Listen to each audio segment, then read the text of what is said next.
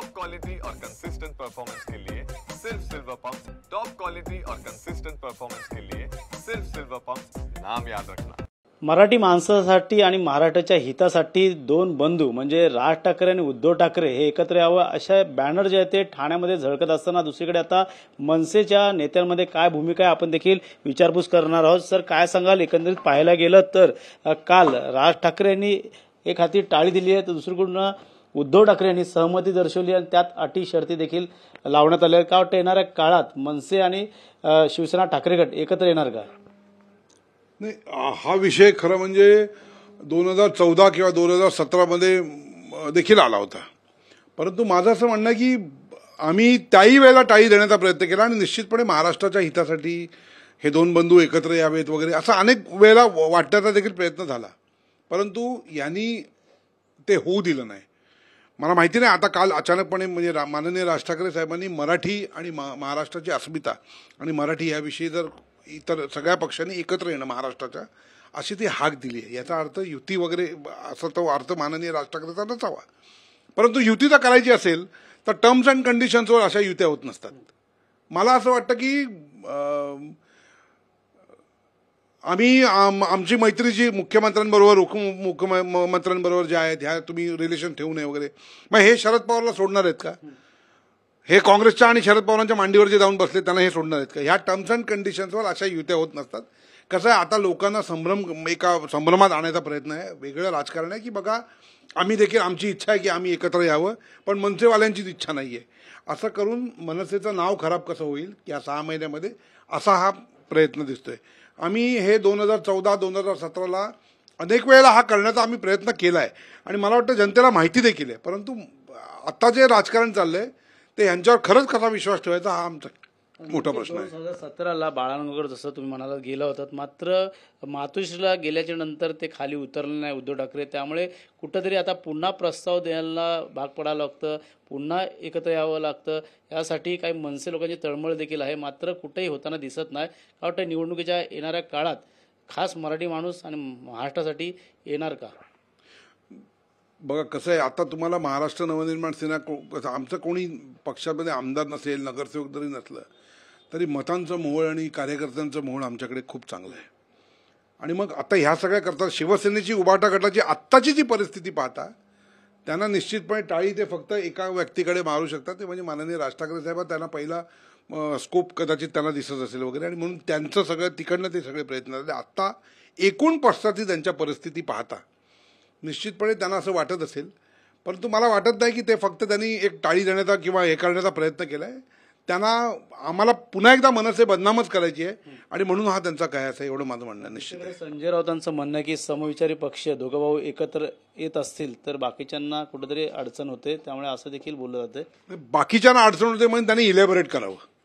बाकीच्यांना म्हणजे कोणाला? ते ज्यांच्या मांडीवर जाऊन बसले शरद पवार किंवा त्या काँग्रेस ह्या बाकीच्यांना म्हणजे ते पण आहेत का त्याच्यामध्ये, हे त्यांनी इलॅबोरेट करून आधी सांगावं आणि मग बाकीच्या पुढच्या। कसं आहे, त्यावेळेला म्हणजे मी माननीय राज ठाकरे साहेबांच्या सोबत 36 वर्ष आहे। हे माझं 36वे वर्ष विद्यार्थी सेनेचे ते अध्यक्ष होते, त्यावेळेपासून विद्यार्थीचा मी सरचिटणीस आम्ही होतो त्याही वेळेपासून। तेव्हा त्याही वेळेला जे त्यावेळेचे सिनियर मोस्ट शिवसेनेचे लीडर होते त्यांना माननीय राज ठाकरे साहेब खुपायचे, त्यांना राज ठाकरे साहेब मोठे झालेले चालायचेच नाहीत। खूप काही गोष्टी अशा अनेक उदाहरणं आहेत जे आम्ही बघितले। खूप डावलण्याचा, खूप प्रचंड डावलण्याचा प्रयत्न झाला, जो आता 18 वर्षापूर्वी त्याचा स्फोटच झाला, परंतु खूपच डावलण्याचा प्रयत्न झाला। आणि मग कसं आहे की त्यावेळेची जी नेते मंडळी जे करत होते ते आत्ता जे साधारणतः विनायक राऊत म्हणा किंवा संजय राऊत आहेत किंवा जे आत्ताचे सो कॉल्ड नेते आहेत त्यांचे ते करतायत, तेच काम ते करतायत आणि त्यामुळे त्यांनाच राज ठाकरे साहेब आणि उद्धव ठाकरे साहेब एकत्र यावेत अशी वाटणार नाहीत। आणि त्यामुळे हा सगळा फक्त म्हणजे केवळ एक टाइमपास आणि त्या पद्धतीने ते घेऊन जातात की आम्ही बघा आम्ही आता एक पाऊल मागे जाऊन भावंड एकत्र आले तर आम्हाला वाटेल वगैरे, तसं काही होणार नाही एवढं मात्र नक्की। शिवसेना शिंदे गटाकडनं बोललं जातं की कुठेतरी नरेश म्हस्के खासदारांनी की राज ठाकरे यांना शिवसेना वाढवण्यामध्ये मोठा हात आहे, मात्र त्यांना खड्यासारखं बाजूला केलं। उद्धव ठाकरे हे घर सोडून जाणार होते, राज ठाकरेला मोठी जागा दिली तर, असा देखील किस्सा त्यांनी सांगितलेला आहे। नाही, घर सोडून जाणार होते वगैरे हा मला वाटतं एक छोटाच किस्सा सांगितला, असे खूप अनेक गोष्टी आहेत। म्हणजे मला हे माहिती आहे की सन्माननीय नारायण राणे साहेब जेव्हा जात असताना माननीय राज ठाकरे साहेबांनी खूप मध्यस्थी केली की जरी निर्णय झाला असला तरी दादांना सांगत होते की आपण बोलूया, मी बाळासाहेबांशी बोलतो आणि खरं एक मी आता खूप इलॅबोरेट करत नाही, पण तो जो फोन ते माननीय राज ठाकरे साहेबांनी जे सभेमध्ये सांगितलं तेव्हा कुठेतरी एका ठिकाणी आम्ही होतो त्यांच्यासोबत. त्यावेळेला माननीय राज ठाकरे साहेब म्हणजे जेव्हा हे कन्व्हिन्सिंग चालू होतं तेव्हा नारायण राणेंची ती स्टेटमेंट होती जी साहेबांनी त्यावेळी ते आम्ही होतो तिकडे, की साहेब कसं आहे की तुमच्याकडे प्रचंड पेशन्स आहे, आता आमच्याकडे तेवढे पेशन्स राहिले नाहीत, हे दादांचं वाक्य होतं. परंतु राज ठाकरे साहेबांनी नारायण राणे गेल्यानंतर देखील खूप प्रयत्न केला की नारायण राणे आपल्या पक्षामध्ये यावे, झाली असेल चूक किंवा काय असेल तर, परंतु काही यांच्यात लोकांनी ते होऊ दिलं नाही. आता त्याच्यामध्ये कोण कोण होते हे काय नाव सांगायची गरज नाही, ती नाव वेळोवेळी बरेच वेळा सांगितलंय. परंतु असे अनेक प्रसंग आहेत की माननीय राज ठाकरे साहेबांनी तो पॅच भरून काढण्याचा प्रयत्न वगैरे अनेक लोक जेव्हा त्यावेळेला गेले करण्याचा प्रयत्न केला, परंतु राज ठाकरे साहेबांना मग की बाबा हा धोकादायक आहे पक्षाला, आणि स्वार्थीपणा इतका तेव्हा घुसला होता की अर्थात जे काय झालं ते आम्हाला पक्ष सोडावा लागला बरं, परंतु खूप प्रयत्न माननीय राज ठाकरे साहेबांनी डावला त्याही वेळपासून होतोय. मात्र ज्यावेळेस नवीन पक्ष काढला त्यावेळेस देखील अनेक आमदार खासदार येत होते, राज ठाकरे स्वतः म्हणाले. मात्र त्यावेळेस पण देखील बाळासाहेबांचा फोटो तुम्ही जेव्हा लावत होत तो देखील कुठं काढावा लागला. त्यामुळे राजसाहेबांनी स्वतःचा पक्ष कसा वाढवावा, इंजिन पुढं कसं घेऊन जावं यामध्ये फक्त जास्त लक्ष घातलं. नाही, निश्चितपणे बघ कसं आहे की बाळासाहेब ही काय कोणाची अशी वैयक्तिक प्रॉपर्टी तुम्ही करू शकत नाही. ज्यावेळेस निश्चितपणे जेव्हा तुम्ही त्यांचं स्मारक करताय तेव्हा, आणि बाळासाहेबांसारखं ही विचारधारा आहे, त्या विचारधारेच्या विषयी कोणी असणं निश्चितपणे तुम्ही असं वैयक्तिक क्लेम करू शकत नाही त्यांच्यावर. आणि मग बाळासाहेबांची विचारधारा असेल ह्या विचारधारा घेऊन आम्ही देखील जाऊ शकतो ना, कारण त्यांचे विचार मराठी आणि महाराष्ट्र या विषयावर त्यांचा कोण हातच पकडू शकत नाही. त्यामुळे निश्चितपणे जेव्हा आम्ही काही जर दोरा पकडला गेला तर बाळासाहेबांचीच भूमिका जी काय असेल ती आम्ही पुढे घेऊन जाण्याचा प्रयत्न करणार. त्यामुळे मराठीचं टोक होतं ते. आता इतक्या लेवलला कोण गेलं त्यामुळे त्यांचाच उदाहरणं घेऊन आम्ही करणार.